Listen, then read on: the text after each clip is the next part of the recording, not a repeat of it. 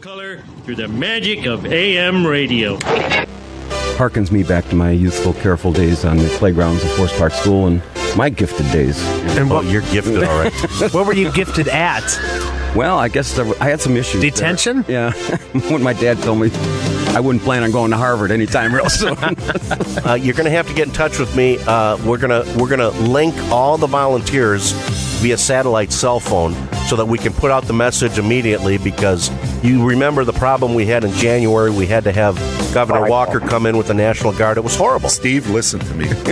Bring your own microphone because you lost this one. Okay, Captain Ron, you've been doing this so well for the last few weeks. So go ahead and make my day. Oh, great one with the magic pen.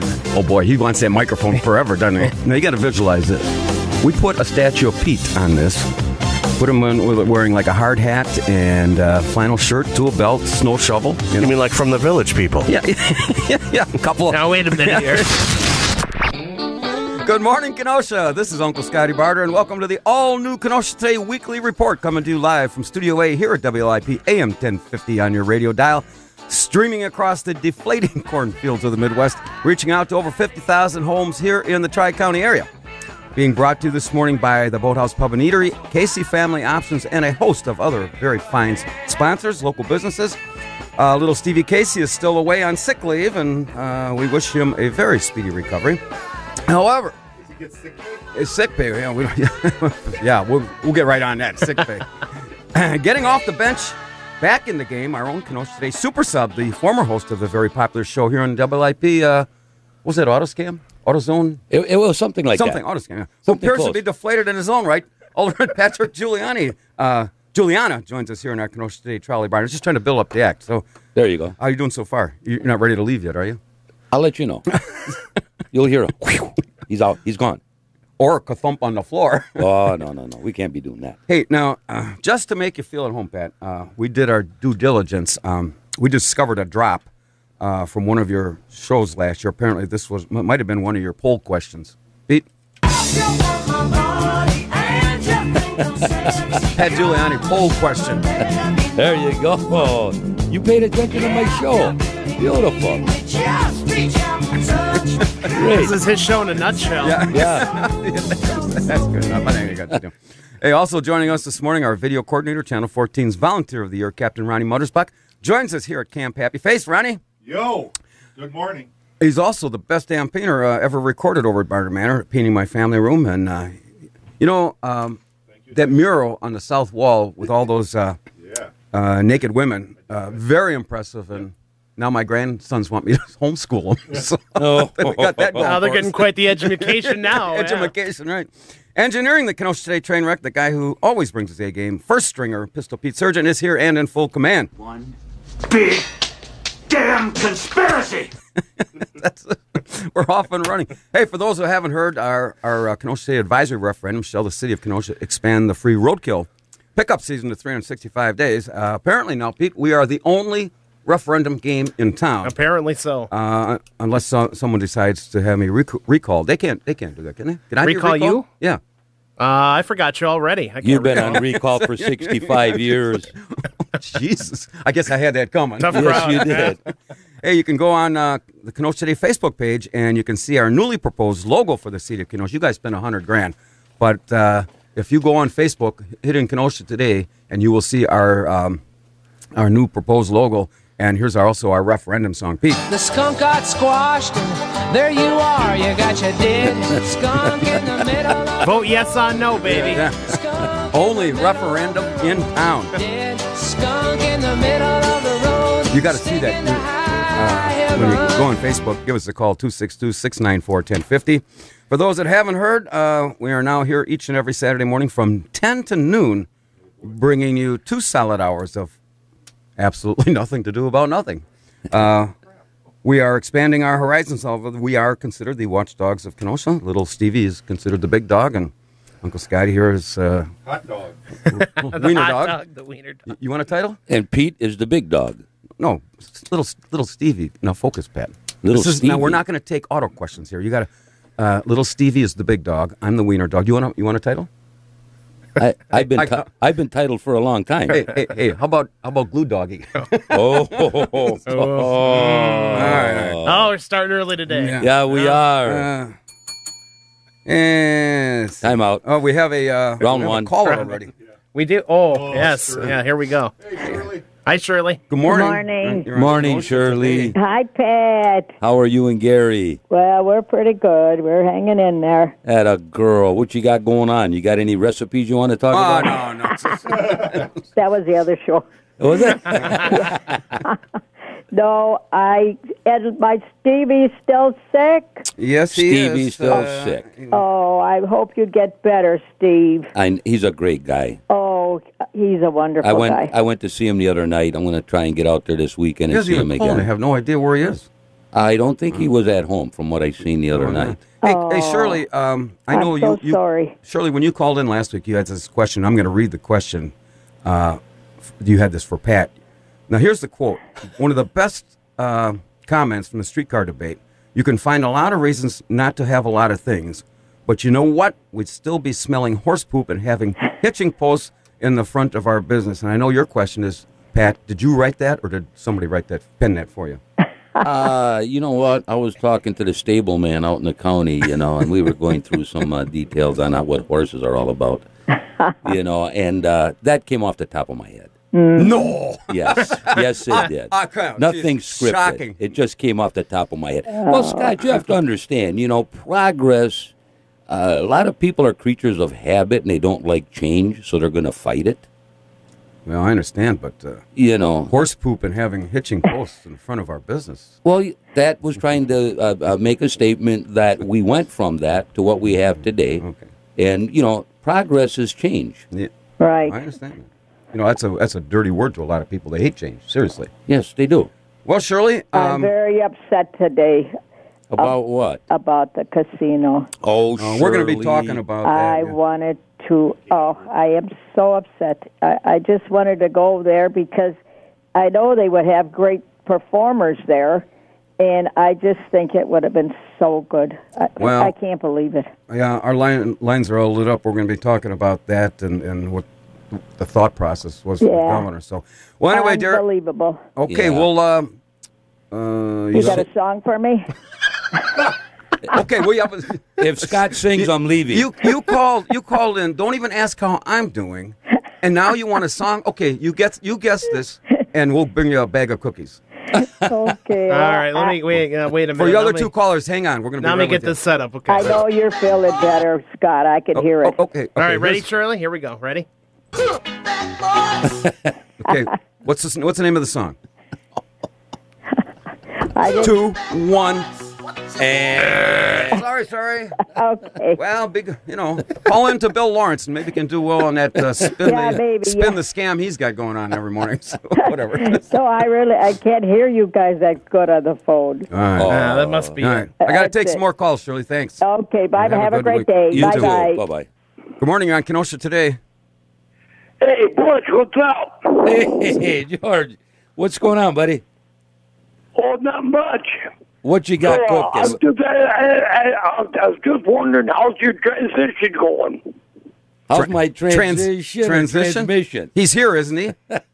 Transition. Yeah, he's here. He's you know what I'm talking about. Patrick's going through the change? He's going through the change of life. There you go. Exactly. He's also retaining a lot of water, in case you haven't noticed.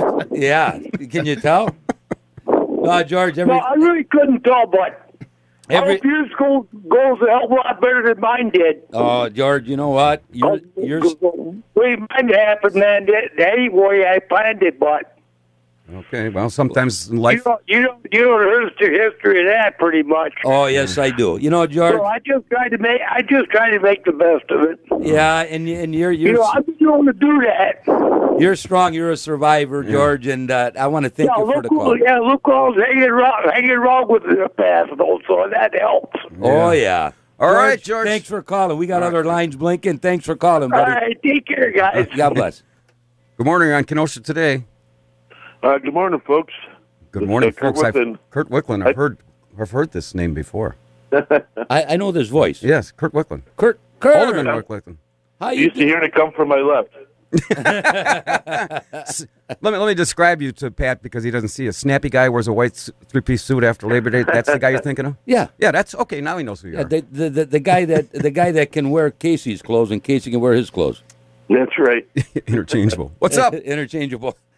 Hey, I know the news of the day is the casino and the Hard Rock, but I just like to mention, thank goodness we preserved the Lakota plan on Wednesday. We didn't do it; the public did. They came out in force and demonstrated the depth of support is on the side of supporters.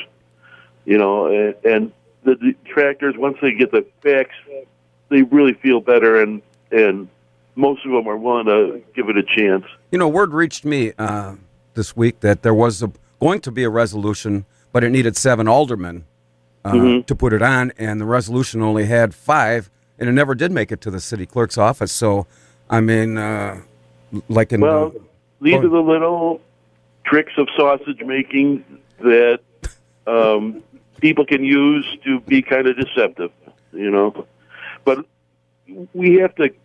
I just want to point out that all the city planning never assumed we were going to get the casino. The planning is assuming that the casino was not going to happen. We got to pull ourselves up by our own bootstraps, and that's what we're going to keep doing. The Energy Thursday downtown at the hotel, when the Downtown Kenosha review was just so dramatically in contrast to the naysayers and the people that think that we can't possibly win, so don't even try.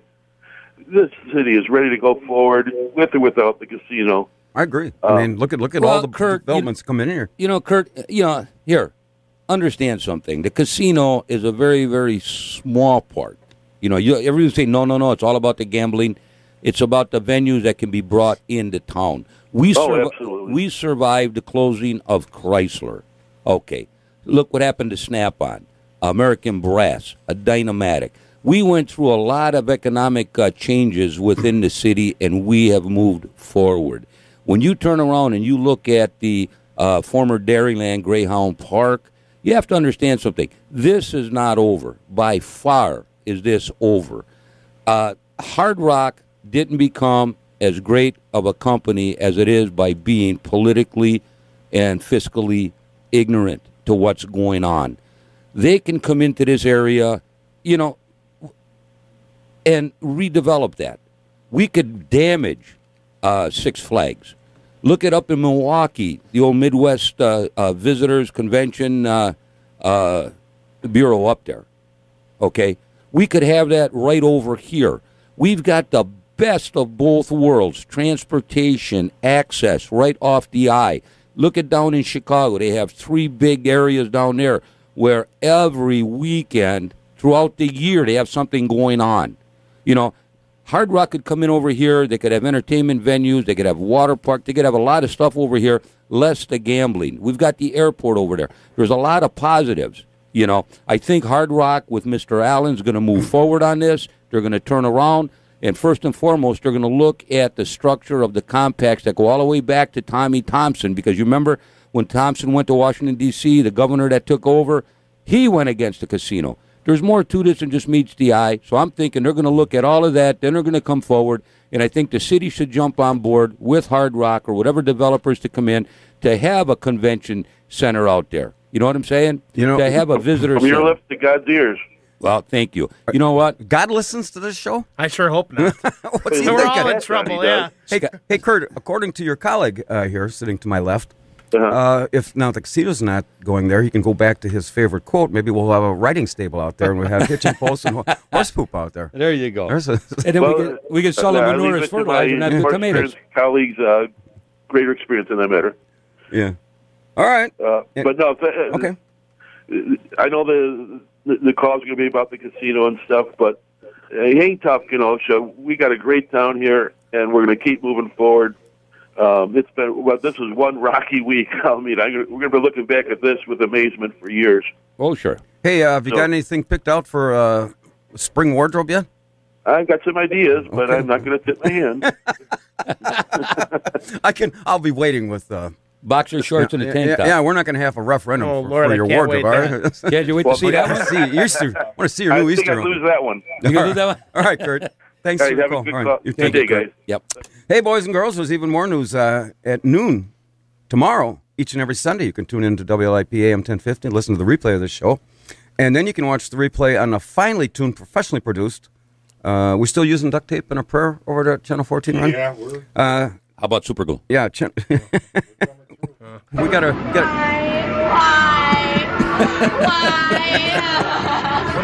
It's our boy. It only took us. Well, he was down to our level after about 4 weeks, but now This now is like he's recess for me. He's a seasoned. Anyway, you can watch this Channel 14 Tuesdays at 5 p.m., Wednesdays and Sundays also at 6 p.m. I got to read a couple sponsors.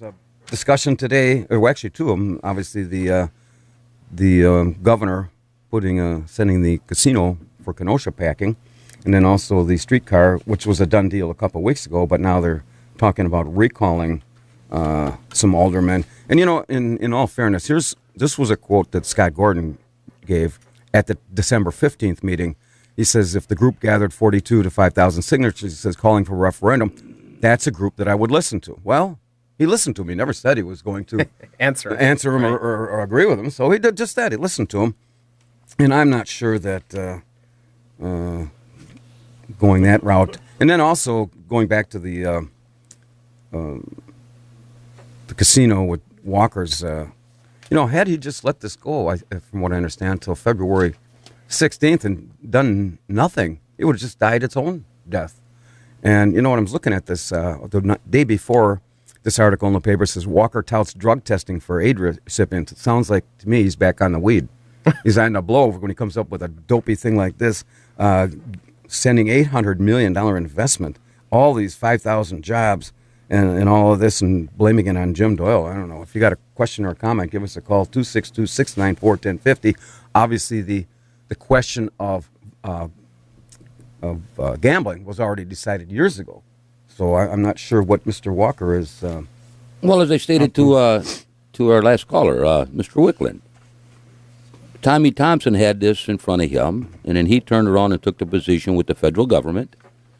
And who was the governor? McCallum? Scott McCallum. Oh, he didn't even his hand down from the oath, and he said no. But you know what? At least he was upfront and honest about it. This goes against my moral convictions, so we're not going to do it. Right. So, but I'm thinking that might have been just a reason and not the true reason, because the casino issue is not something that's just been short term. I mean, this has been in the works for 20 plus years, and it's always being bounced back and forth, back and forth. And when you turn around, and just like I said, you turn around and come down to Walker after the Hard Rock and Menominee people guaranteed in the compact are going to sign off to cover any losses, that should have took and negated any of the concerns that came forward to block it. But since they blocked it, okay, and I'm telling you, Hard Rock is not done with this. I don't know, Pat. In the press conference that Pete covered, he says without the gambling, Hard Rock may not go through with this. Well, they may not, but they, like I said, they have to research it, because I tell you what, that's a diamond in the rough out there. There's a lot more that can be done out there. That's only part of it. Downtown Chicago, Hard Rock Cafe. Do they have gambling there? No. What the business plan for this is all of the entertainment, all of the other stuff was going to be underwritten by the casino. Right. Now, there would be a different business plan maybe down the line. This is Hard Rock Seminole that deals with the casinos. The Hard Rock Cafe is a different different people, so maybe they would come in if they have interest. Well, this is what I'm saying. I mean, they're going to look at this. And yet, one thing that bothers me is that what compact gives the rights, we got to call it, but real quick, what compact would give the rights to one individual over and above the whole legislative body? That bothers me. Now, you have to go all the way back to probably 1990 to find out what that's all about. We'll come back to this. We got to call it. Good morning. You're on Kenosha today. Morning, Scott. Scott Gordon calling. Yes, How sir. are you? Good. What's up? Nothing. Thanks for the clarification out there. I didn't want to put words and speak for you, but that was... Well, I'll tell you. No, people are putting words in my mouth, and, it's pretty sad, that they've resorted to that. I mean, I said what I've said. It's on the record. I've gotten some ridiculous emails from folks that aren't my constituents, and folks, flat out, saying stuff that I said, which is totally untrue. And, I stand by what I said. I listened. And I listened to a lot of people. Listened to a lot of people on the other side of the argument also. And, to this day I'm comfortable. But the bottom line here is, there are going to be a group in this city that want to make political hay out of this, defeated former candidates, et cetera. I know the guy that I beat in my district is ramping up already. Yeah. And they feel that, the piranhas are circling, there's blood in the water, and they're going to make a shot at us. And people that I've talked to in my district that can't stand me. I mean, they just can't stand me, but they're not going to support a recall. And, the recall would cost the city thousands of dollars. We would have to absorb 100% of that cost. You noticed there was an email that was circulated to the city clerk from Joe Clark, and he wanted information on 12 districts that how many people it would take to get a recall going. 12 out of 17. Of course, the 5 others, and then you can figure out who they are. I mean, I don't have to tell you. Everything's good with them. This resolution that they were looking for 7 signatures, it never went to the clerk's office. There was never an email sent out that said, this is sitting here if anybody wants to jump on it. There was never an opportunity for those who might have been on the fence. A recall would cost us... put their name on it. It was never filed. It was filed on Facebook, and it was talked about, during the week on Bill Lawrence's show, but it was never filed. So anybody who's going to say, well, you didn't sign it, well, how could you sign something if you never had the opportunity to even look at it except on Facebook? And, it's political stew boiling, and I know that the residents of our city and the voters of our city are smart enough to see through that. No, but since we have you, Scott, and Alderman Giuliani here, let's lay out the process. To get something on the agenda, you need either the mayor to do it or you need 7 aldermen to agree. So the process, as I understand, and correct me if I'm wrong, the person who drafts the ordinance would then submit it to the clerk's office, and the city clerk would then send out an email or however you can get in touch with all the aldermen if they're interested in co-sponsoring, correct? Right, because you had 5 already. According to the Facebook draft, you had 5 already ready to go, so you needed 2. I know I didn't get an email from the sponsor or any of the co-sponsors encouraging me to change my position. I don't think anybody else on our council did either. So, and I confirmed with the clerk's office she never received it. So, well there you go. We move on. You were talking about, and then I got to let you go because I got to read some sponsors. You were talking about hate mail, or you were talking about hate mail, or there about something like that. Being just vicious emails, accusing me of flat out lying, which is it's just ridiculous. Well, I know. I mean, people can voice their opinions. Get emails all the time. They're courteous. They disagree with you. That's wonderful. I mean, Virginia Hoaxers is great at doing that. But when you turn around and get these stuff from people who have businesses on Green Bay Road and live in other cities, that's getting a little over the top here. But that's fine. I mean, that's part of the process. That's why people elect you. You got to take the good with the bad. But this is definitely politically driven. At my view, at this point forward, they're going to try something in the spring. To do this. God bless them. Like I said in the paper, I stand by my quotes here. I'm not running from it. It would be a sad thing for our city, though, because businesses that come into our city are going to see this and go, "Wait a minute, what's going on here?" And I just feel, if people will have their opportunity next spring, if you don't like your current alderman or you want to put somebody else in, that's your opportunity. And that's your opportunity to get out there and rally for whoever you want to rally for. Hey, before you let me go, I just want to let everybody know, tomorrow, the big Kenosha Green Playground event at the UAW from 3 to 9 p.m. Scott, I hope to see you there. Patrick, I know I'm going to talk about it. I'm going to talk about it after the 11:30 hour. So good. Hopefully, Tammy will call in and let you talk a little bit about it. Hey, guys, Pat, it's good to hear you back on Saturday morning. Well, I'm helping out Scott until my buddy Steve gets back. You talked about hate mail. With the mail not being delivered on Monday, my hate mail's down to only 4 days this week. So hey, you're doing pretty good. As soon as somebody calls in, Scott, about a chassis problem, you know what to do. Ball bearings. We'll see you. All right, I got to reach the sponsor. Good morning, Kenosha. If you just tuned in, this is Uncle Scotty Barter, and welcome to the Kenosha Today Weekly Report, coming to you live from Studio A here at WIP AM 1050 on your dial. Brought to you by the Boathouse Pub and Eatery, Casey Family Options, and a host of many other very fine local businesses. Little Stevie Casey has been officially marked absent, being listed on the DL, and thank God he let us know, otherwise I'm going to have to mark him absent, and then I'd have to file all the forms. It gets a little messy. All right, let's see. However, coming off the bench, getting back in the game, our Kenosha Today super sub, Alderman Patrick Giuliani, rejoins us after being gone from his normal show that appeared in the 11 o'clock hour. Also, our video coordinator, Channel 14's volunteer of the year, Captain Ronnie Muttersbach, is here this morning at Camp Happy Face, and engineering this morning's train wreck, WLIP's go-to guy for news, weather, sports, and the star of the ever-popular weekday 5 to 7 p.m. talk show, Lip Off. I like that show. That's a pretty good show, yeah. What a joint. Reminds me of the reform school. You bet.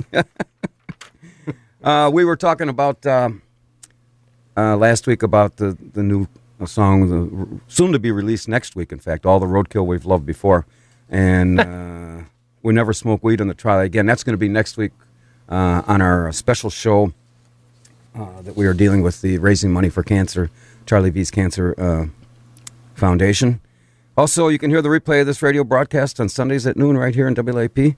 And thanks to my good friend and sponsor, Steve Schneider, you can find us at 24/7 on YouTube. Actually, I suppose by some people's accounts, he could be held to blame for putting that on YouTube. Huh? Hey, did you guys know what yesterday was? In addition to the governor kind of throwing us in under the trolley, so to speak. Friday. No, it was also Friday. Yes, it was Ron's right. National Hugging Day. Did you know this? It was seriously. I didn't make it. It began in 1986. National Hugging Day. Huggy days. That's what you put on babies. Huggies. No. That's the diaper day. You're thinking it depends. Now that you're older and retired, you're going to get a hold of this. Yeah, it depends. It depends. National Hugging Day, not Huggies. And as I've been in a slump lately, so National Hugging Day over at Barter Manor this is what they call it. What do they call it, Scotty?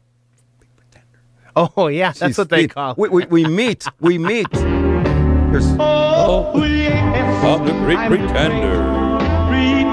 You don't want it to be too perfect, do you? Yeah. No. Yeah, Ron painted my family room, and I always have this mistletoe up over the archway or the hallway there. How many paintballs did you use? And how many guns did you take to do that? I was taking a beating. I was bobbing and weaving and ducking there. Hey, we were talking about the casino. If you have a question or a comment, yay or nay, or what did the governor just ignore us and just might as well just kick us in the groin, huh? I don't think so. You don't think so? I don't think the governor ignored us. Well, yeah, I didn't ignore it. Well, no, he did not ignore us. He played the political game. Yeah, well, he's going to Iowa, by the way. Oh yeah, there's playing the political game and going to Iowa. Timing is kind of interesting. You betcha. Hey, what do you think? We talked about the possible development. Now we got to worry about we're going to develop the casino, the old dog park. What about the Chrysler section there? What about it? Well, what do we got planned on going in there? Because we've had a proposal from some of my friends. We're going to call it Scotty's Country Club and Trolley Spa. No, I'm gonna call it the riding stables. Oh, jeez. I wasn't going to bring that up again. Arlington North. Well, here, the taxpayers ended up $22 million when we put the marina in, and then they sold it off for $1.6. And I'd like that deal. I want them let the taxpayers ante up $22 million, put me in a 9-hole golf course. Yeah, but over 25 years they'll get it back. That's what they say. Well, I'm going to buy it back for $1.6. And this is, what the thing was. One of my colleagues at a production meeting suggested that we run a new trolley route in a figure 8, and so we don't have to use golf carts. Well, that would be cool. And then we're going to have the spa part in the middle where Ron runs. He's going to run that with the sprinkler, and for a heat lamp, he's going to put a flashlight on it. So it's going to be a full service, state of the art. Designing it all. And one of the features of this thing is if you get along 60th Street and 30th Avenue, sure, if your ball melts or disintegrates, you get a free drop because of the contamination that was over there. Sure, and that's what they're addressing. You notice all the trees are gone? Yeah, that's another thing I was supposed to ask you. Where'd the trees go? That was along 50th, 2nd, and 30th. What do you mean, where did they go? They came out of the ground, they got cut, and they're going to go probably... Why? That was the only thing that was still left. That was going to be a nice scenic... This goes all the way back to when Chrysler bought all them properties up, you remember, and they put the new buildings up and stuff, and then they had to berm that area. Yeah. And they took the dirt that they took out over there, which was contaminated, and they built the berm, so the dirt, all that berm is hot. So they have to take it out. Because of the environmentalists, the EPA, DNR, and everybody's coming in saying you got to get rid of that. Well, we're not hot members. Dirt. We're not members of that. No, we're not. We're not. We should be, because then they would be defunct. But anyway, that's what's going on over there. I'm just thinking. They're cleaning up that area, so that's why the trees are gone, and they will be taking that dirt out. Well, if it was so contaminated, how come the trees were still growing? Tell me about it. Tell me about it. Well, there you go. Tell me about it. You believe everything these guys tell you? Environmentalists again. Okay, so that's what it is. That has to be done. So they're going to remediate that site. But you know what's going to be interesting? What's underneath them berms? That was the old test cell areas for the aircraft engine. Yeah. And when they built them test cells, they built them to be what? Bomb-proof. Oh. They were trying to bust them out, and they were dropping the big ball, on the boom, on the cable, trying to crack it, and they even did a little bit of toying around with some explosives. They couldn't do it. So they bermed it. So now what are they going to do? They're going to take the berm out. They're going to be right back to where they were when they first took the Chrysler plant down. So it's going to be interesting to see how they're going to address that. And I really don't see any big developments or any plans coming forward probably till about 2018. That's just an assumption on my part because of the remediation, overall remediation of the site. Well, that's why they left the cement out there, right? I'm pretty sure. Because once you take that off, then you got to start cleaning it up. Exactly. But then, let's see, this is where I'm a little confused. Is why did they take that berm out of there at this point if there's contamination in there? I can't answer that question. Mm-hmm. All I do know is that according to the DNR and the EPA, it has to be cleaned up. And that is by them, not by the city. We're just following the rules. Do we have a grant? Yes. We do? There's money available. Yes, from the Fed cleanup. we got, right? Yes. Am I correct in when I heard about $30 million to clean that site up? Add 3. 33 million? Yeah. Oh, what's a million amongst friends? I know. No. That's going to pose an interesting problem because I don't think you want to go back to manufacturing in that area, and then you're going to have to have extra 52nd Street's not big enough to handle any traffic. They're going to have to do something. You're going to have to do something with 52nd Street. Well, Scott, in its heyday, you had probably between 9,000 and 12,000 people working there in 3 shifts.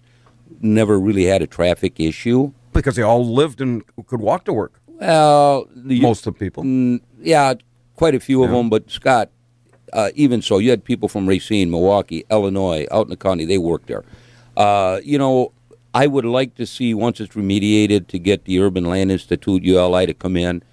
They are actually independent from government. They come in, and they've done great work in developing other areas. And I think that's what we need to do is first and foremost remediate the site and have them come in and kind of get us in the right direction. I've had constituents call up, and they had ideas. Let's put in a flower garden and run the trolley through that. You know what I'm saying? A flower park. So my golf course isn't that far out of line. No, let's put in a zoo. I mean, there's so many ideas out there what people want to do, but the thing is, why try to address them before you get the property remediated? And let's bring in some people to see what would be the best use of the property. Well, let's take a call. Maybe somebody's got a Einstein idea. Good morning. You're on Kenosha Today. Good morning, my friend. How are you? Oh, very good. Who might this be? Tony Roadkill Jr. Okay. How can we enlighten your day? I got 2 things. I got a problem with my motor here. I can't figure out how to change the oil on this electric motor. Maybe that guy there, what's his name? He's a pretty good mechanic, I heard. How do you change the oil on an electric motor? I got to tell you, it comes down to 2 words, and then I'll let Pat address that. It's ball bearings. It's all about ball bearings nowadays. You get the ball bearings at the boathouse? They got boathouse ball bearings there? We rinse them out there, yes. 32 ounces of the best lubricant you can find. Oh, you probably know a lot about lubricant, I would take it, huh, my friend? Watch it. in my advanced age.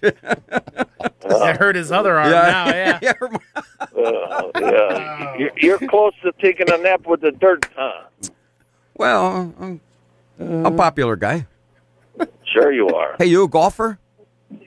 No, but speaking of the golf course there you want to build, I was going past there yesterday, and I seen the city of Kenosha cutting down all the trees. We were just talking about that. Weren't you listening? No, I just turned you on because I was in the bathroom making you... So it's Bathroom Kenosha Today show, back to the bathroom? Comes out.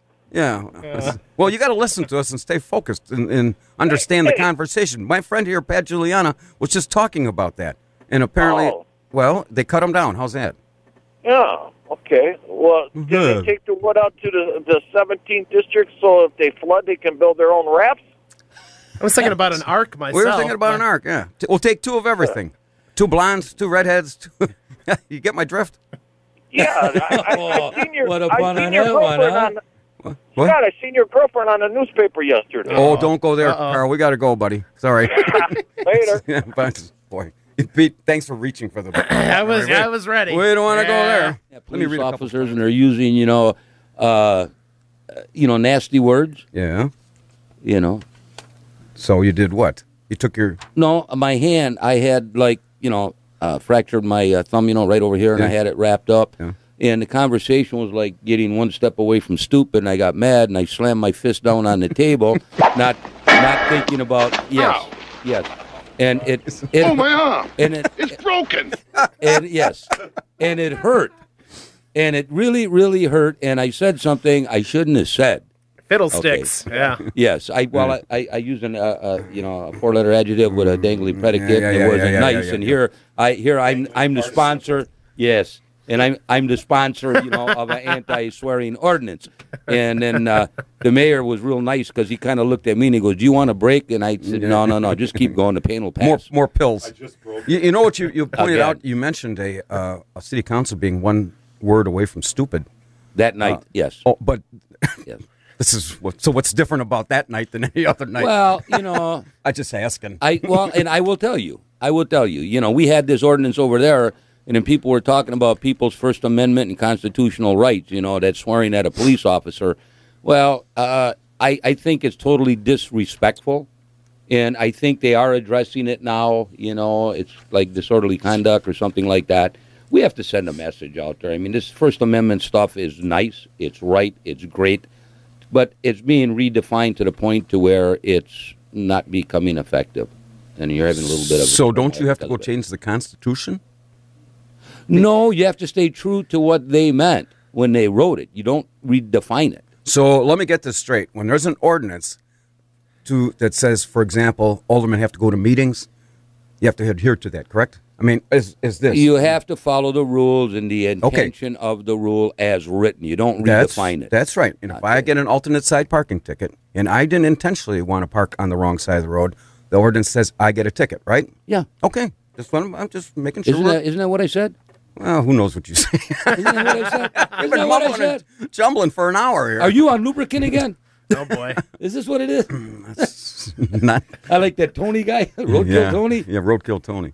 At noon, we're going to have our fifth annual Raise Me Up telethon to raise money for Charlie V's Kids for Cancer Foundation. We normally do this would do it on television, but we're going to do it for 2 hours next Saturday in memory of Charles Evan Vandenberg. So we're going to have more about that coming up. And I want to read one more about a number of items here. The casino is now Kaputski here in Kenosha. Hey, Scott. Yeah.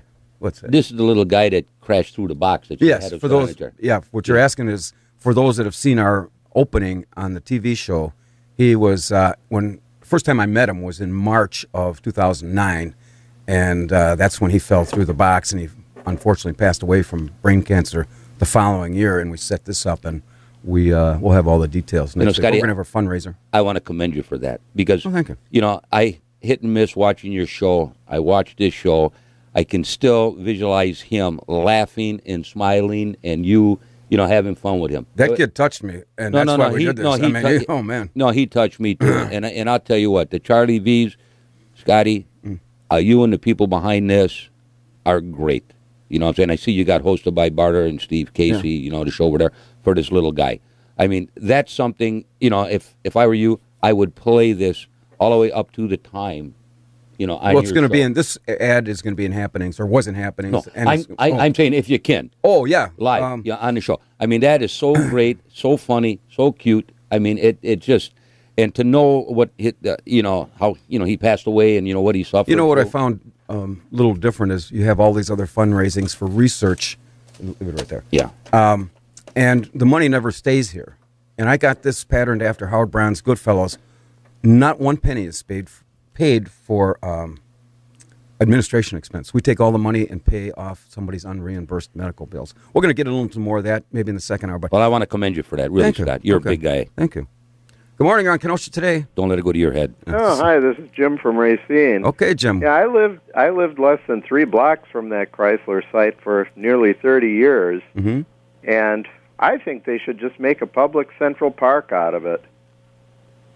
It'd be better than resident. Sure, I think they could. After it's cleaned up and the cement's removed, it'd be a beautiful Central Park, especially since the former mayor gave away that beautiful Alfred's Park to Carthage College about 10 years ago. Yeah, that'd be poetic justice. That lakefront property was valued, from what I understand, about $2 million, right?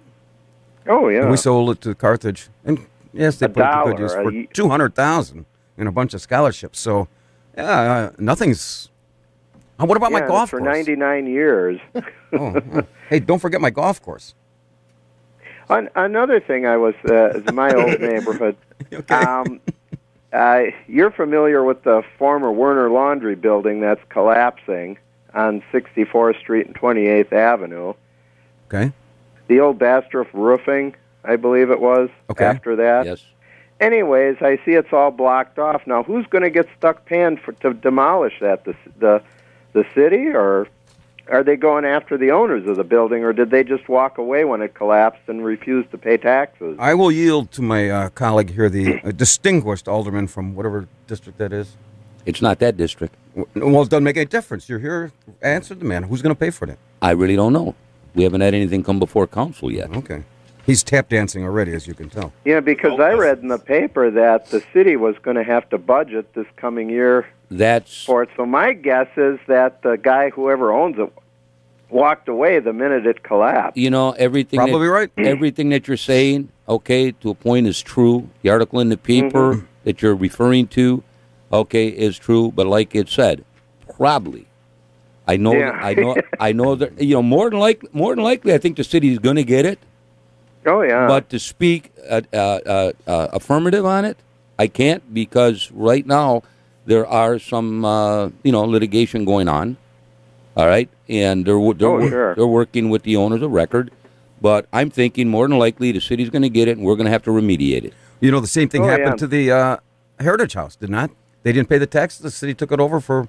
Well, the county got it, and they got the people came in and they stopped the raise on it, and the group found some developers to come in and redevelop the property. And yes, it came back to the city, but everything is pending the development moving forward. But your point is well taken. When something happens, you just let the city take it over. Sure. What do you think the value of that building could have been? Probably not very much at this point in time, especially with a collapsed roof. Not very much. You'd probably because the former owners let it go. They never did any repairs to it except slap a Band-Aid on it. And what's weird is the east end of that building, the city made them, because it was crumbling, the city made them, for cosmetic reasons, put siding on it. And, when he moved or sold it, he took all that siding off.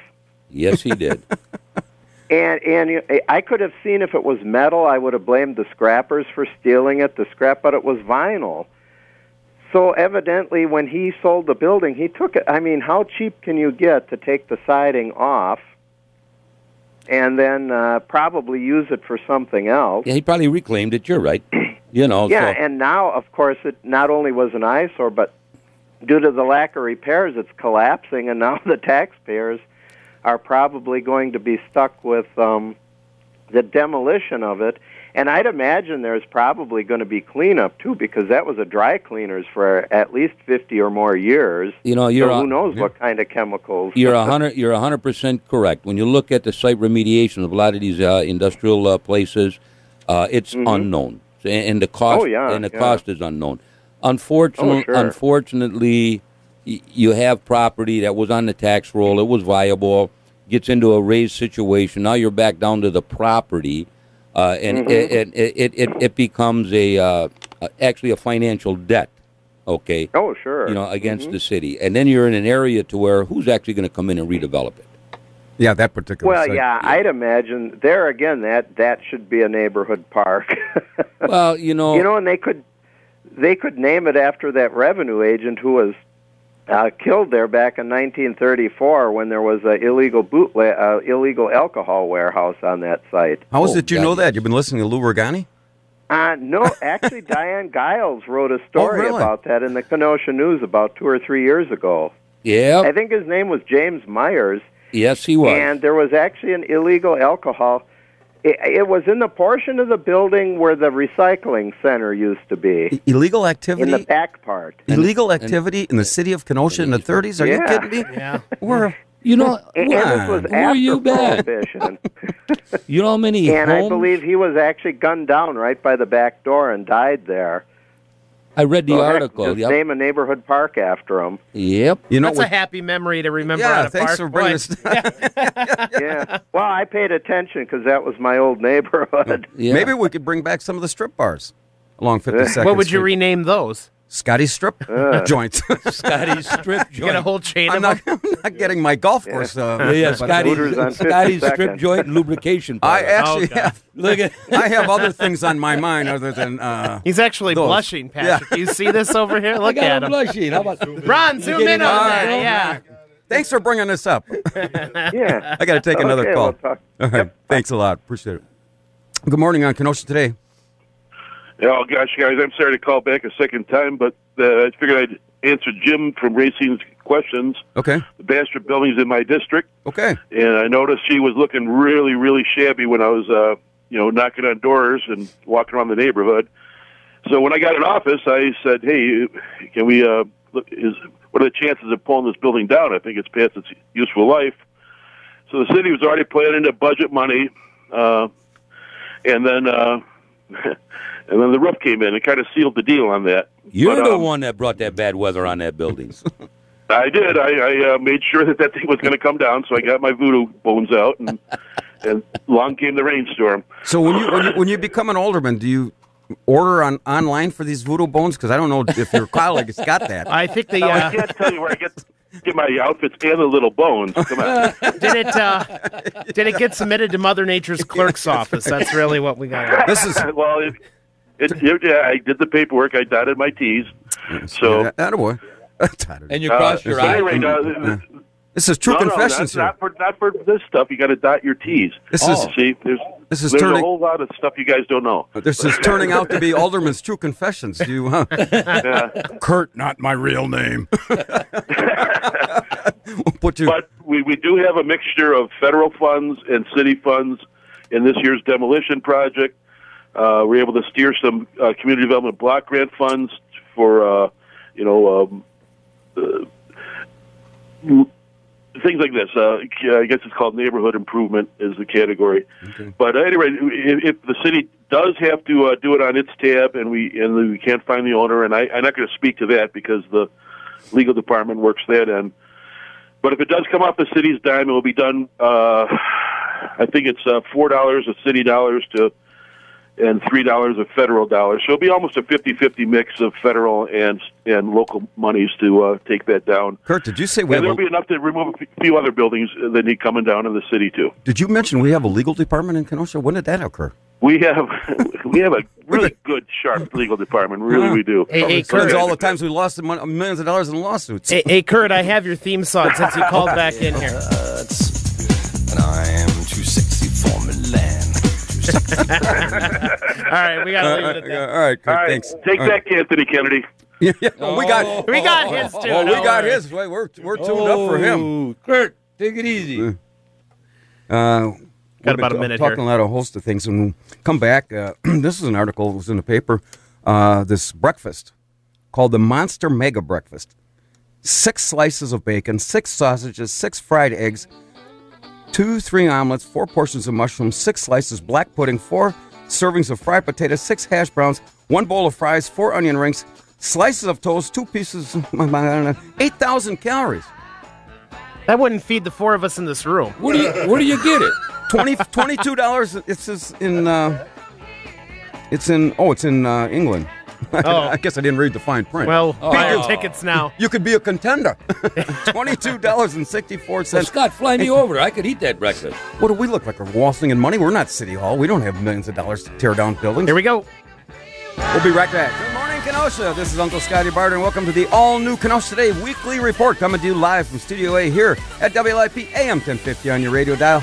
Being brought to you by the Boathouse Pub and Eatery, Casey Family Options, and a host of many other very fine local businesses. In our Kenosha Today trolley barn this morning, filling in for the little Stevie Casey, who's away on an illness leave, our Kenosha Today super sub, Glue Doggy, Pat Juliana. joins us. Glue Doggy. We had the big doggy, little wiener dog, and Glue Dog. Wouldn't he be the sticky dog? The sticky dog. And for those who missed it at the beginning, we found in one of Pat's old radio scams. Going through the archives here. In the archives here. What was the name of it? Auto Scam that you had on 11 o'clock for many years? It was Auto Talk. Auto Talk, okay. Yeah. Well, we found one of your old poll questions. And it would have been one of your last shows. I had a poll question? Yeah. I don't Here it is. And a dance, too. Here's the question that went out.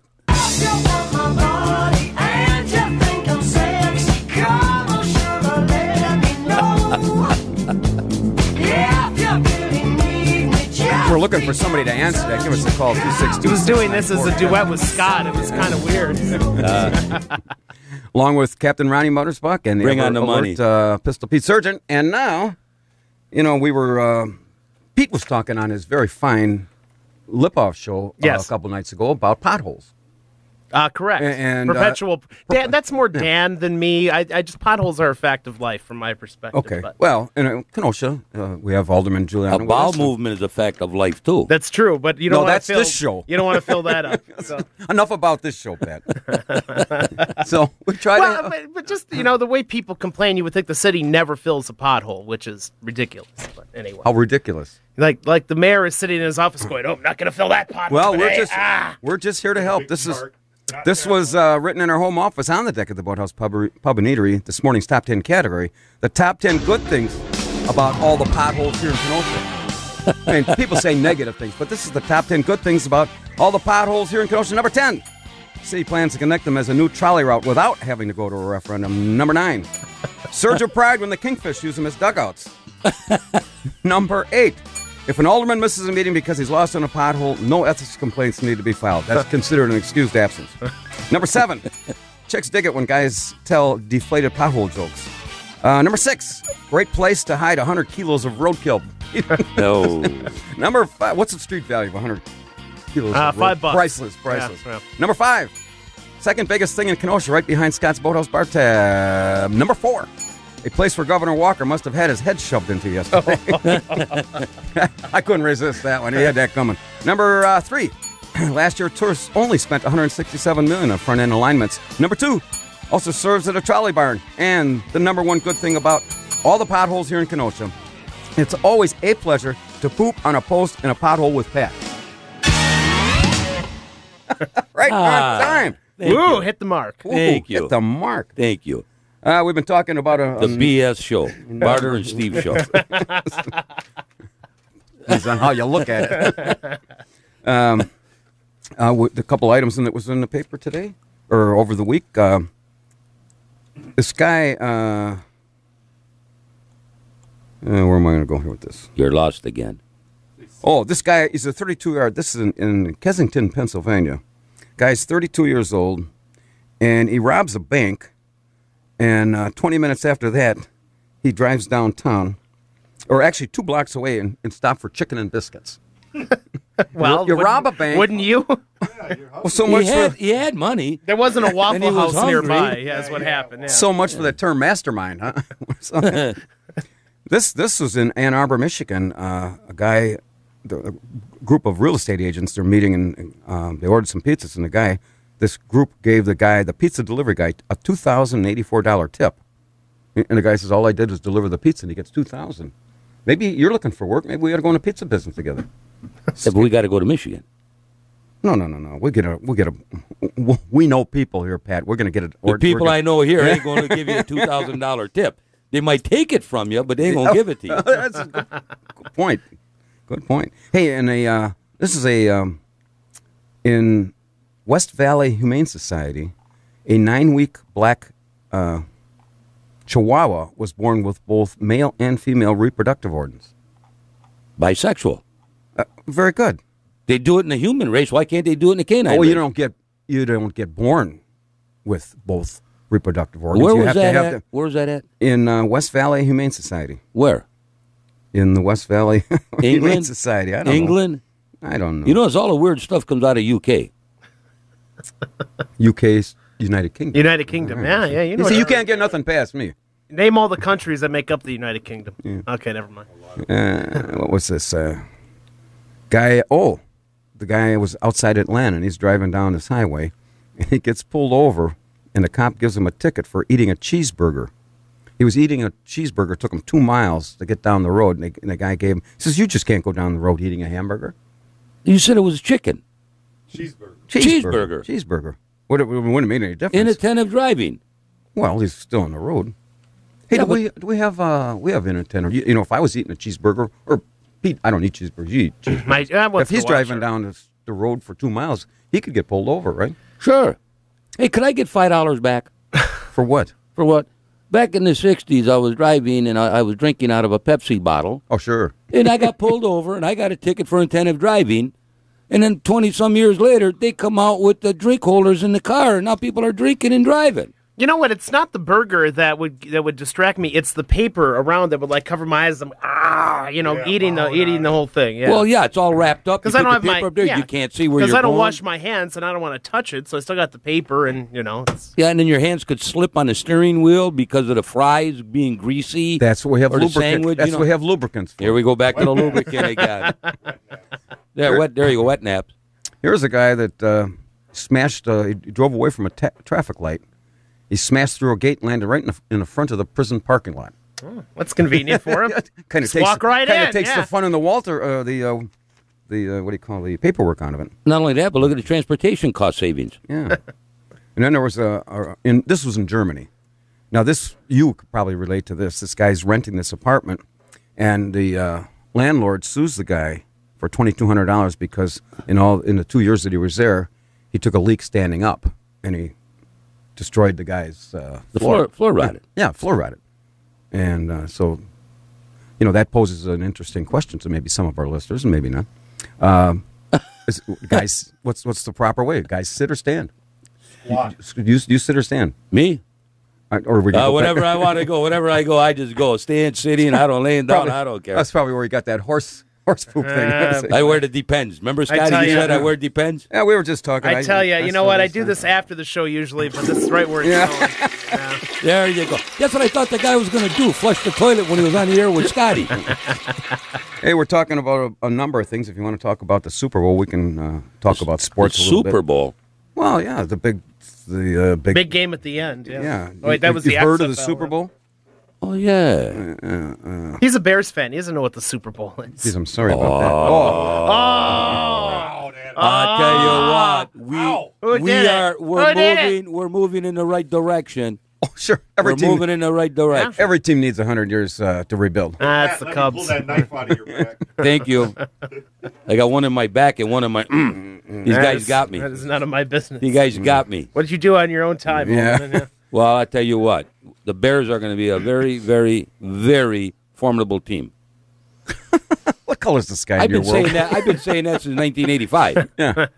They kind of went downhill. Well, now they hired a crackerjack, general manager, 37, doesn't have much of experience, but then they got this new coach coming in. And John Fox.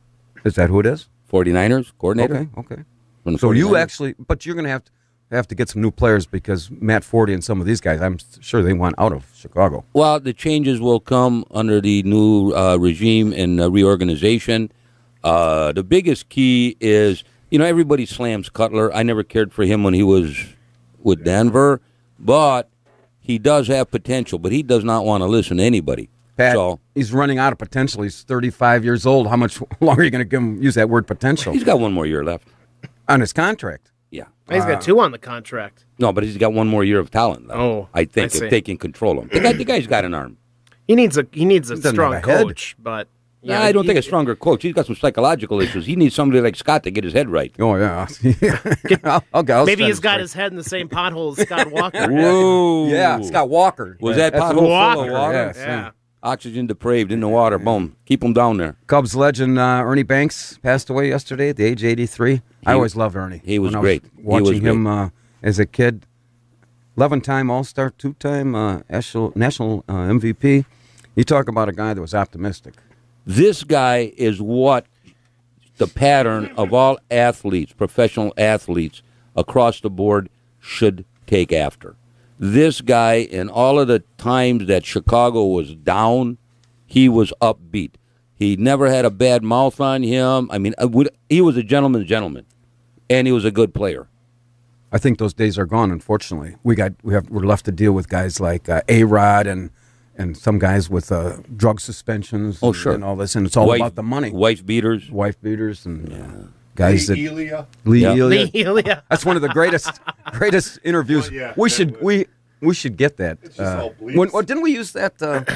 Did we have the dying Cub fans' last request? We had it. It's in here someplace. Yeah, I'm sure we used it. I know where it is. Okay. Anyway, Well, it's my favorite Cubs song. Yeah, when you look that up, and I'll play that for Pat. Did you ever hear this? The dying Cub fans' last request? Yes, I did. Okay, well, we're going to play it again. And I'm a Cubs fan. Why you going to do that to me? You pick on the Bear fans. You pick on the Cub fans. That's what we do here on Saturday mornings. I also like the Badgers. Does Actually, that help? I should say, not to be impartial, but the Packers. I don't know what those. I don't blame necessarily the players, but Mike McCarthy just. I don't know what he did. He disappeared as a coach. I don't think he's a very good game coach. No. The Packers were the better team. Come on. But they didn't win. But it was luck. It was the luck of the draw, Scott. Now here, who would think, which they should have because they get paid the big bucks, the little college trick play, instead of kicking the ball, boom, the guy throws it for the touchdown. Okay. All right. That was a trick play. That was outside of what the NFL normally looks for. Okay. They got that. Then what about the one where it bounced off of Bostic's head? I'm referring to a former Bear, by the way. Yeah. Oh, thanks, Pete. Yeah. Couldn't catch a cold, let alone a football. Well, and then the former Bear too. What really surprised me was Perry, not Perry. Peppers, Julius Peppers. He played very well this year. I take back all the nice stuff I said about him too. I said mean stuff, then I took it back, and I don't take it. No, back you know what anymore. I'm talking about. And that one play when he was go down right, on the interception. Right, yeah. right. I mean, that was come on. That was just all luck for Seattle. I think I found the song here, but I called it Scott's last request for some reason. I don't know. Is this you got it? I think this is it. Let's find Here out. you go. Well, Mike, it was the dying Cub fans. Last request. This is it. Do they still play the blues in Chicago when baseball season rolls around? Yeah, I heard this when one. the snow melts away. Do the Cubbies still play in their ivy-covered burial ground? When I was a boy, they were my pride and joy. Now they only bring fatigue to the home of the brave, the land of the free, and the doormat out of the National League. Oh, it's one of my. That's actually a 6-minute song. We picked out the last. That's the last chorus. Yes, yeah, the last chorus. The doormat of the National League. So, with the Scott. Shout out to you, number 14. Yeah. Let's play two. Of course, the big item in the sports world now is the deflating of the footballs and the Belichick and the Belichick and who's this goofy quarterback? They got Brady. Oh, before I want to get that, I want to point out something back to the Packer game. Ron and I we were watching that game. In the first quarter, we outplayed them up and down the field. We settled for 3 field goals. I told Ron, I says, this is going to come back and bite us in the butt. And sure enough, you needed to come away with at least 2 touchdowns and put the knockout punch in them in there. So we kind of, luck had a little bit, but we just didn't play real good in the play selection in that first 3 drives.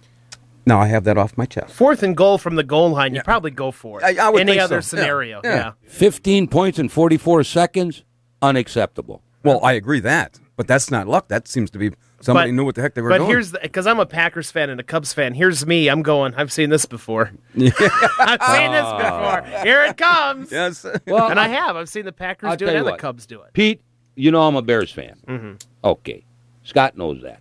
But I have to say that the Packers showed up. You look at the numbers, they showed up to play. And I do believe, other than the dumb luck that Seattle had, okay, which they won. And when is they made their own luck. Right. They created their own luck. They played good at the end. You got to play the full 60 minutes. They did the unexpected. Well, that's okay. And the unexpected is what won the game. There you go. But I'm saying you have to give Packers credit because, on the street prior to the game, it's going to be a blowout. Packers are going to get killed. No. Well, they didn't. The play calling, in my view, at the beginning of the game was terrible. Let me read about a number of things. The streetcar is on its way. And, by the way, we have applied, because it was in the paper here, for Pete and I and Ron, the Kenosha Today Show has applied to be the professional architect and engineering design for this. Well, I like your idea. Well, that's tied it out in by the potholes. That's right. That's good. Yeah. I mean, we're the only guys in town that we washed the stubborn bloodstains of the roadkill off the front of the trolley. That's true. And so we got that going for us. Finally got the right mix of cleanser too. That was that was a rough go, man. Who's the only guys in town? But you know what? Your eyebrows came back, so you know what? You can't be too mad at me. Besides, who at the end of the day is, besides of his advanced age and fuzzy memory, can't forget what this whole thing is about. You can attest to that. You call me at 8 o'clock at night, and I can't. I forgot that I was talking to you the next day. So. He goes, Pat, who? What did we talk about? You did what? You're not distinctive when you're on the phone or anything. Yeah. You can't tell. I'm issues, and I'm on my way to Bible study. He was on his fourth sheet. Yeah. I'm on my way to Bible study at that time, and so when we get these, we're not going to have to buy any more trolley cars, right? No. Good, because we're all out of ball bearings. Here you go again with the ball bearings. All right, Scotty. And I hope this time when they put the tracks in. At least you probably don't know this, or if you did, you're not going to admit to it. When they put the first trolley in, the tracks are here, and the 5 trolleys come from Toronto, and the wheels were the wrong gauge. And they had to spend $225,000 to re-gauge the wheels. How that got slipped through the cracks. They really told you that? Yeah. I saw it myself. You did? Yeah. Did you see the tires? I mean, the wheels?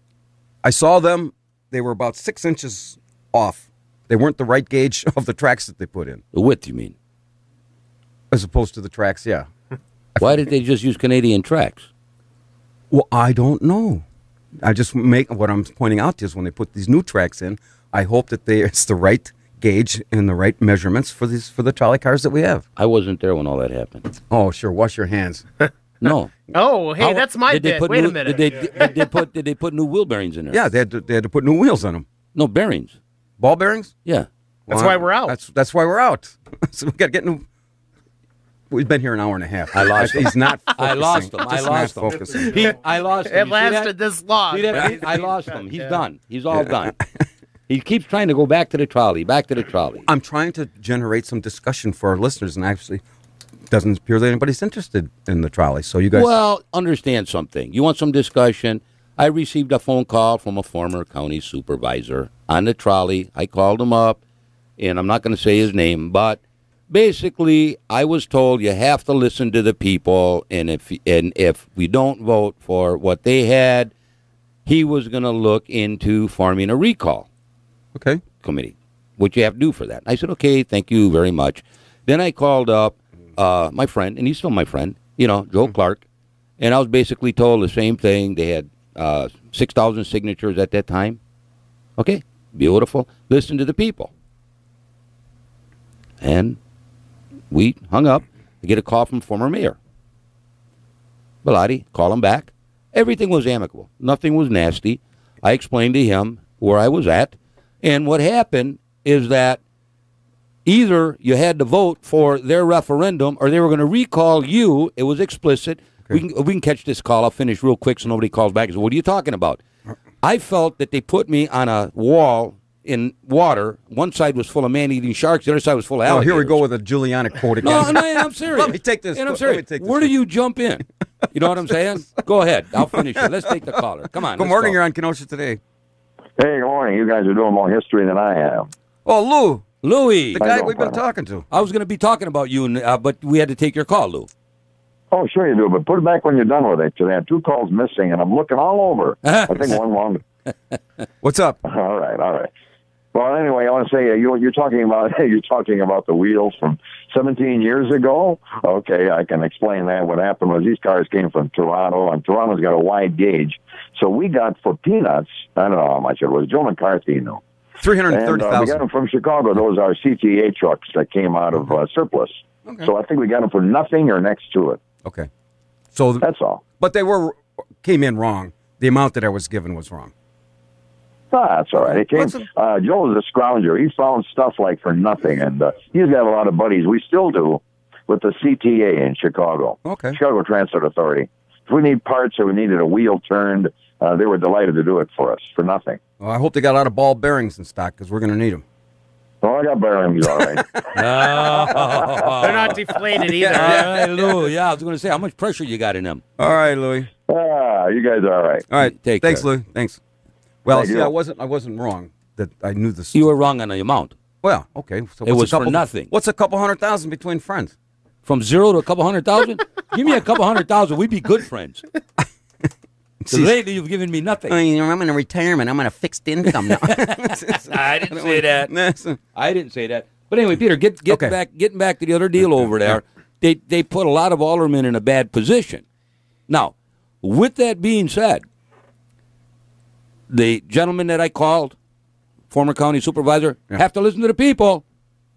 Mr. Clark, have to listen to the people. Former Mayor Bellotti, have to listen to the people. You did. First and foremost, you're elected to represent a district. First and foremost. I received 0 phone calls from my district. I received probably 80, 90 emails and phone calls opposed to it. Not from my district, though. But here's where we may differ, Mr. Alderman there. Yes, you are voted by your constituents to represent your district. However, when you get to an issue like this that represents the entire city, aren't you supposed to listen to everybody? Do you want to let me finish, or you just want to keep jumping in? Oh, you're done. Thank you. Finish. You're the one that asked me on. I guess I can leave right now. What the hell was I thinking? What we've got going over here is that the individuals that were calling me in favor of it, okay, help me get reelected. That's number one. They worked for me. They were out there. They wanted the trolley for various reasons, okay? And I tried to address everybody's concerns, in which I gave you that, Scott. Yeah. You have all the concerns that were addressed. Now, with that being said, what do? You represent the people that elected you and put you in office. Then you look at the whole package. Now, they had 6,000 signatures. I gave you the breakdown, Pete. You have it. One meeting, we had 40 people in favor, 7 people against. Okay, the other meeting, we had like 30-some people in favor, okay, 11 or 12 against. Out of 6,000 signatures. You got it there, Pete. Mm-hmm. And that's right from the minutes of the meeting.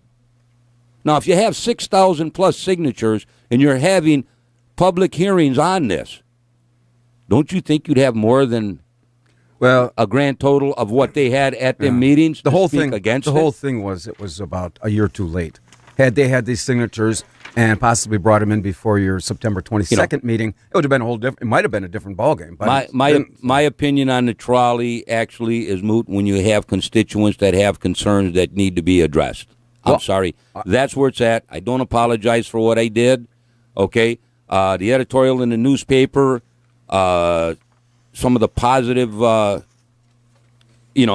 information.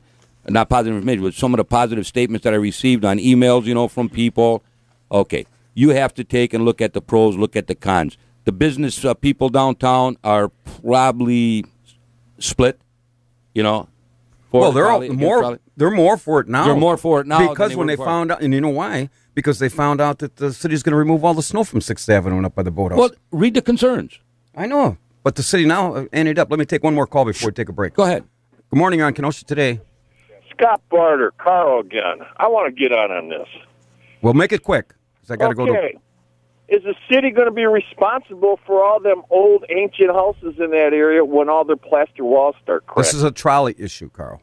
Focus again. Yeah, but you're going to be responsible around Library Park for all them old houses. Carl, come on. That's not true. That's not true, Carl. Hey, come on. Listen, dude, you got a professional painter right there, Ron. Ron used to work for me. He's a great painter. He knows them walls are going to crack. Who's going to pay for all that? This is not high-speed rail. This is things... There are many tons going across them steel. Scott, what do you know? You don't know anything about cleaning bar glasses. Now, a professional painter knows this. And I'm pretty good at it, too. Yeah, but a professional painter knows these walls are going to crack. But, Carl, I'm going to have to let you go. All I can tell you is this issue is done. It's over with. I understand that. Okay. Just like the issue with the casino is done, Okay. but so that's the wrong place for that trolley. It should go to Carthage College. Okay. Carthage doesn't want anything to do with it, Carthage Carl. doesn't. Come on, now. You can't just throw stuff out there out of midair. All right. There's facts you have to deal with. No, What do there's you facts know? you have sit to in deal a radio with. Station. All right. Sorry, Carl. We got to move on. Done with Let's that. take this break, and then we'll come back, and we'll talk about the Super Bowl coming up, and I got some other announcements, and we'll move on. Spanning the globe to bring you the constant variety of sport, the thrill of victory, and the agony of defeat. The human drama of athletic competition.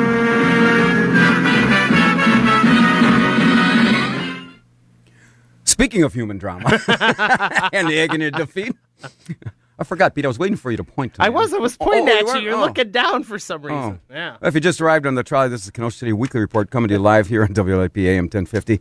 Brought to you by the Boathouse Pub and Eatery, Casey Family Options, and a host of many other very fine businesses. I'm Uncle Scotty Barter, and along with the former host of Auto Talk, Scam, / whatever, Patrick Giuliani, video coordinator Captain Ronnie Muttersbuck, and the always very alert, propped up as he always is weekend at Bernie's. The alert Pistol Pete Surgeon. I am awake and alive now, baby. As we head down the home stretch of the newly extended Kenosha City Weekly Report, being this serious journalist. Now, were you ever considered a serious journalist when you were doing your show? A what? A serious journalist. And part of the mainstream media. The only thing I'm serious about is what I'm going to have for breakfast, lunch, or dinner. And getting the hell out of here. You keep talking, it's going to be sooner than later. Oh. All right. Go ahead. No, Good morning. You're on Kenosha Today. Hi, this is Tammy Conforti from the Dream Playground Project. Good, Tammy. I was just going to get to that, but as long as you're here, I'll let you talk about your big event coming up tomorrow, Sunday the 25th. Go ahead. You have a better voice than me, so. Yeah, but you're better looking. Yeah, you're better looking. Go ahead. Hey, how are you guys? Oh, very good. Now, you got this big event coming up from 3 to 9, UAW Local 72, 3650 Washington Road. And Yes, you're going to have some music. Yeah, we're going to have 3 bands. We're going to have Yesterday's Children, Mhm. Lori Lewis and Company, and 76 Juliet. What about our band, Billy Goat and the Four Milkers? And what about Pete Oh, you know what? We only had time for 3. Sorry. Probably just as well. Pat, you never sung with our group, have you? Billy What? Goat and the Four. I was asking Pat if he's never sung with our group, Billy Goat and the Four Milkers. You ever play Pete and the Pistons? Yeah, we have. So go ahead, Tammy. Okay, yeah, we have this big event coming out tomorrow, Mm-hmm. and we are hoping a lot of people are able to make it. It's from 3 to 9. It's free. There's free food, There's the operative free word. entertainment, and we are going to have our volunteer coordinators there signing up people to build the playground, which is in September. Okay. So you got some snacks that you can buy? Cash bar? Yep, we have a cash bar, no cover for the band. So, yeah, we're really looking forward to the event. We would like to see a whole bunch of people come out and have a good time and see how it goes. Now, someone wants to buy a brick. Is it just a small brick, or is it one of those big? We have 2 size bricks. Okay. We have a $100 brick. It's a smaller one. And then we have a $200 brick. I Okay. guess it depends on what your message would be. A lot of people are memorializing their loved ones on the playground, and they're personalizing their brick with their names and things. We might So just it's really have nice. the Kenosha Today show. That's immoralizing me, right? Not immoralizing. Yeah, it's that too. Demoralizing. See, we're just going to let him keep talking and see what happens. Yeah, that's the idea. I might have a better voice, Sammy, but I get a little tongue-tied here. But okay, so and then they're going to be put in like a monument square type of thing or something. Yeah, when you first walk in the playground, we'll have the design available at Okay. the event tomorrow, and you can see it. It's right at the very entrance of the playground. So we're selling bricks and tickets. Well, and Tammy, we need to sell 1,500 tickets at $40 a piece. And you can have engraved whatever you want on there, as long as it fits in within 17 spaces. Okay. So, yeah, we're gonna. It's gonna Pat be and I a are good planning. Pat and I are planning to come. well, yeah, but I got to explain something to you. My family bought my wife and I bricks for Christmas. time. Nice. Okay, so I'm not going to be there buying bricks, but I will be there. Okay, and try to help out in any way I can as far as like donations, take whatever you have going on. But Scott's going to be there at 3:00. Can I show up at 2? I know it's a little bit early, but can I show up at 2:00? He's a great Doors kidder. open. He's a Doors great open kidder. at 3, my friend. Yeah, okay. Scott will We'll be there have at... raffles. There'll be plenty of opportunities to support the Kenosha Dream Playground Project. All right, we I look was forward. only I'll be kidding, there. Tammy. We'll be there together. Scott and I will be there at 3. And I'll set my bar tab up under the name of Patrick. Scam. Auto Scam, yeah. Yeah. There you go. Auto Scam. All right, Tammy, see you tomorrow. Okay. Come and join us. All right. Yep. Good morning on Kenosha Today. Hi, good morning. Since we're making announcements, Pat, this is Ken Keno. How you doing? Kenny, how you doing, buddy? Fine. Good to hear from you. Good. Happy retirement to you. Thank you. And sorry I couldn't make it to your retirement party. Yeah, we had a nice time. That's what I heard. That's what I heard from a couple guys in DAV. So good. Congrats to you. I know what it's like to almost be retired. So thanks, Kenny. Yeah. Anyways, we're making announcements. Don't forget on Monday we're going to have the committee to go in AMC Museum right at the same place at 3615 Washington Road at local UAW Hall. Meeting's going to be at 7 and hopefully last till 8. And everybody's invited. Pat, you're welcome too, and everybody there. And thank you. If you want to come and talk about the future of the possibility of a museum in Kenosha dedicated to the workers and the families and the automobiles of American Motors, Nash, and Hudson and Rambler, come on to the meeting. It's our organizational meeting, and again, it's going to be from 7 to 8 at local UAW Hall 72 from 7 to 8.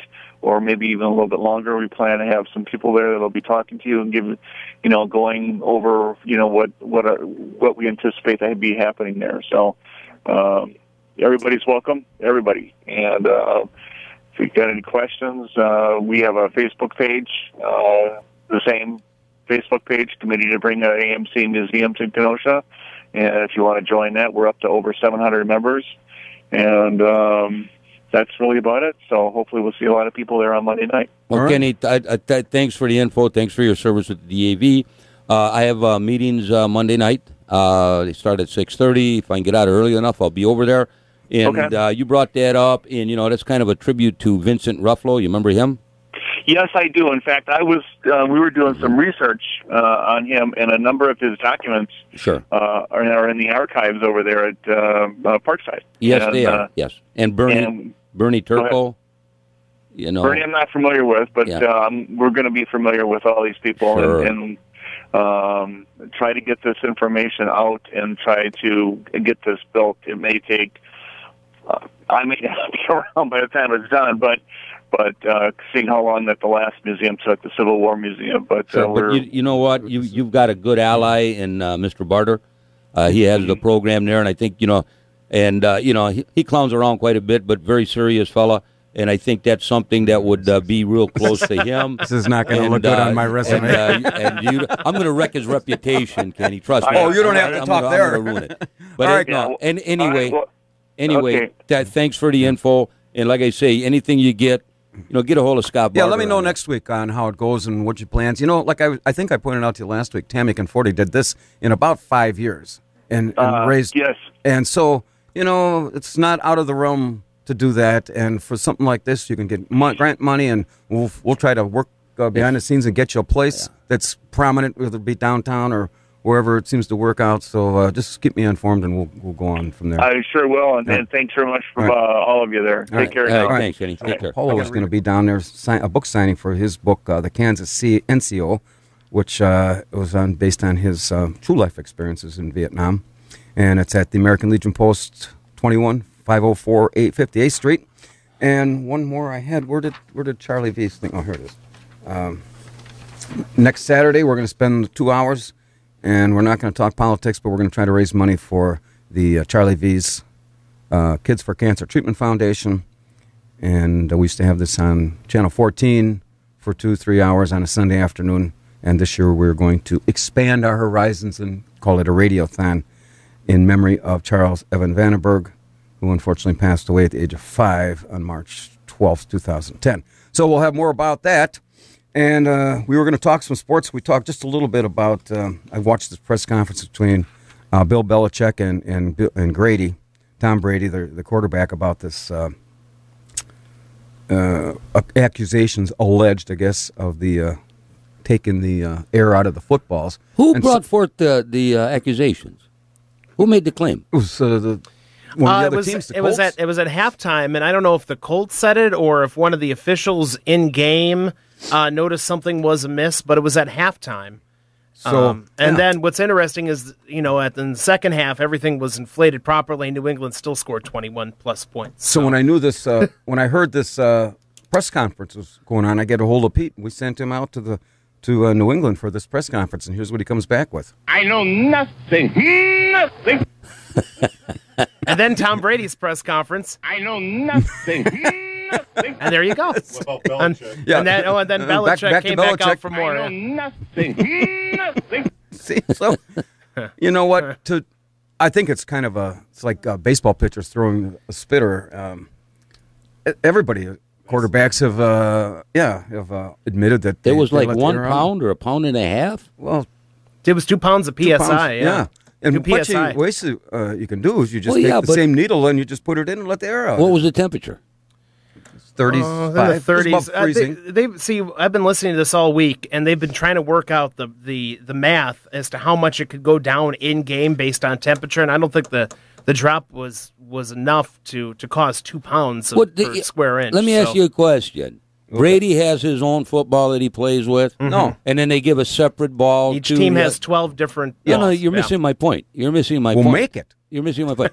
when they're playing, whichever team is on offense. Go easy on me. I'm meek over here. The defense has the ability to grab a hold of the ball. Am I right or wrong? Yes, it's true. Yeah. And after every play, the official spots it. So you would think they would notice something early on. Something's not right over here. Right. Squeeze it. Yeah, right. Exactly. Yeah, don't squeeze the Charmin. Yeah, don't squeeze the ball. Well, so they're all supposed to be playing with the same inflated balls. Between 12.5 and 13.5. Yeah. There's a window there, yeah. But now I'm also only a C student, as you know, Pete. Yes. If we had a 12-pound ball and it gets cold, does air expand or does it contract? It would contract. Oh. It would get less weight. That's my point. That's what Belichick was trying to say, by the way. But if you turn around and you have a soft ball, you kick it. It's not. You know what I'm saying? Pat, this is not a city council meeting. Let's take a call. It's not going to go as far. Good morning. Turn his light off. Good morning. You're on Kenosha Turn today. his light off. Yeah. Hello? Hello? Good morning. You're on Kenosha today. Hey, 122 days, opening day for Kingfish. We're talking about flat balls. We're talking about soft balls, not baseball. Is this Alderman Rosenberg? Yes, it is. How you doing, Keith? Good, Pat. And yourself? I'm trying to figure out the difference between a soft ball and a hard ball. He's got issues. He's got with issues. Football. He's got issues. You may want to consult your physician. Yeah. Scott brings up this story about belly check or belly I guess it's the amount of padding they put inside the ball. No, we got padding in the ball. Well, you guys. This is too compromising. You guys are in charge Scott, of an $80 million budget? Take over, Scott. Take over. How can we enlighten your day, Keith? Well, I just want to let you know, since you're talking about sports, 122 days, opening day for the Kingfish. Okay. Are you a Cub fan, too? Yes, I am. That's why we get along. Yes. All right. Do you sit next to each other on the council floor? No. Well, actually, we have Kurt Wickman between us. Oh, there you go. That's a buffer. That's a buffer. That's a buffer zone. We might have a quorum on this show, by the way, today. Yeah. When are you going to start stepping up and dressing up like Mr. Wickman? Oh, I dress up just fine. Oh, I know, but he's set the bar so high. Don't you want to be like him? Isn't he your mentor? To dress up like him, you have to gain another 80 pounds. See, seriously, the three of you should dress up similarly. Like, do you all have the same green suit or something you could wear? What? I like to be my own individual. There you go. There you go. Now, where does that leave me? Pete, you're over there laughing too hard, Pete. I'm sorry. I'm still, I'm okay. So what do you think on this Belichick thing and the Brady thing? You think they... the cheaters never win in the end, so... Well, it doesn't look like they're going to get this probe done anytime before the Super Bowl, and I don't think Belichick's going to sit out. They'll get penalized draft picks or whatever, just like the last time when they got caught cheating. Yeah, that was a big one. They lost a first-round pick and about $500,000. Yeah, last time. Yeah. So yeah, I wouldn't be surprised if Belichick is suspended like was it Peyton or what? I mean, not Peyton. Sean Payton. Sean Payton, yeah. Yeah, was suspended for a season. Or, when he had nothing to do with that, but he was the head coach. He's ultimately responsible. I don't think it's going to go that far. Not for this. No. No. But hey, how's the preparations coming on the Kenosha Today fire hydrant over at your dog park? Well, it's we're just going to dedicate it here in the spring. We wanted to get you out there and maybe do a live remote and take the first leak. Take the first leak on a hydrant. People sitting here all day for 2 hours just waiting, hoping you were going to call in. I still have Anthony Kennedy's too. Yeah. So, Anthony, if you're on, we're going to have to play. Come on, Anthony, call in. Oh, we got. Yeah. Be a man. Be a man. We need somebody from the other side of the council chamber to call in now. Yeah. Yeah. Good luck there. Yeah. I meant physically. Physically, I'm in enough trouble already. Yeah. That's why we have disclaimers. Hey, see, that's one thing we have that the city council doesn't have is we have to play a disclaimer before we start the show, and you guys just can go on your merry way, right? Oh, of course. No, we have a moment of silence. There you go. And so does Kenosha. All right, Keith. Anything else? No, just like I said, just looking forward to the new Kingfish. Also, hey, they'll be selling tickets at that UAW event for the Dream Playground. Opening day tickets for the Kingfish, which they're donating $2 for every ticket sale to the playground. The Kingfish are doing that, so that's a great thing that they're doing. Well, we'll get Giuliano over there and let him buy up about 100 of them. I'll tell you what, he got me to go to that game. Remember last year you talked me into going over there? Yep. I'll tell you what, the entertainment, the venue, they got guys that play garbage cans, lids and stuff. Did you ever hear that? You're laughing. It's too sophisticated for me. You need to order your jersey. No, I didn't get the jersey yet, but that's good. Yeah, you got to order your jersey number 7. What's number 7? Was this district? Yes, I have number 9. No, I want. Rocco has number 5. I want 51 or 77. I got to have 2 numbers. This boy needs therapy, Keith. Can I have 00 by chance? Yes. 00. We'll give that to Scott. 00. We'll give that to Scott. That'll fit Scott. 00. All right, Keith. We'll see at the thing tomorrow, I'm sure. All right, sounds good. You take care, buddy. No, he talked me into going over there. The food was great. The entertainment was great. You know what I'm saying? Yeah. And really, really, I mean, these guys really played their hearts out. And I'll tell you what, I couldn't believe the people that were there. It was just beautiful.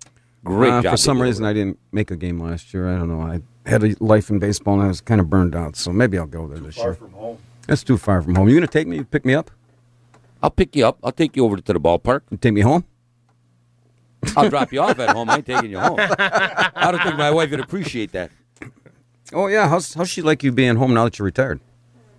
She changed the locks. I've been sleeping in the garage. He's going to take up whittling pretty soon, I understand. Yeah. Pastime. No. My wife and I tell you what, God bless her. All the years we've been together, we get along great. Oh, should I respond to that? Now, should I respond? Now somebody else says something. Well, now you're going to read something that she gave you? No. Yeah, if she wants to make a comment about her lovely husband, call her. Call us. What's her name? I'm going to tell you. Frida? No, we ain't going there. No. What do you got? You got something in your hand? No, I was going to say I applaud you guys for being married, and I have issues, as you know, and that's probably why I'm sitting here by myself. Well, how many times have you been? Just once. To the rodeo? Just once. To the rodeo? To the rodeo. What are you going to say? You always got to keep going back to horses, always. Hey, this was out of Chicago. They have a new app called Plow Tracker. Did you see this, Pete? I have not. But how do we not have this already? We have it. A plow tracker and an app from the city of Kenosha? GPS. We've got it. I can go to a City of Kenosha app and it'll tell me if my plows... You know what? You can go to the website. No wonder why there's all those pings over the 17th district. Sure. Jeez. You can turn around. Hey, don't trap me into that one. That's I'm that's staying all off me. of that. We're disclaimered, buddy. We're okay. Yeah, it says apps are tapped into GPS data already collected by the city, direct plows, no extra money spent. And so in this particular case, this gal, the app says it showed the photo of her street was snow plowed. Getting plowed, Well, it's actually had 3 feet of snow in it. So it's not exactly accurate, and I guess you have to work the kinks out, right? So yeah, you got to get the plow down the street. Well, that helps. I'm trying to make a point here. This app said her street was plowed. The fact of the matter was it wasn't. And so this is, in the 17th district when we have all kinds of snow plowing problems out there. Do you have something for that, Pete? We have yes, this is what we